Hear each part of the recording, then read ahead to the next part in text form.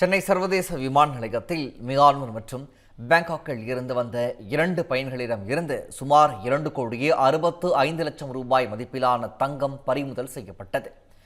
சென்னை விமான நிலையத்தில் பயணிகளின் நடவடிக்கையில் சந்தேகமடைந்த சுங்கத்துறை விமான புலனாய்வு பிரிவு அதிகாரிகள் அவர்களை சோதனையிட்டனர். அப்போது ஆண் பயணி உடலில் ரப்பர் உறைகளில் மறைத்து வைத்திருந்த தங்க கட்டிகளும் பெண் பயணி உடலில் ஒட்டும் நாடாவால் சுற்றி மறைத்து வைத்திருந்த தங்க துண்டுகளும் கண்டுபிடிக்கப்பட்டன. தொடர்ந்து 1967 கிராம் எடையுள்ள 24 கேரட் தங்கம் பறிமுதல் செய்யப்பட்டது. இதன் மதிப்பு 2,65,82,500 ரூபாய் என தெரிவிக்கப்பட்டுள்ளது. இதனையடுத்து இருவரையும் கைது செய்த சுங்கத்துறையினர் நீதிமன்ற காவலில் வைத்துள்ளனர்.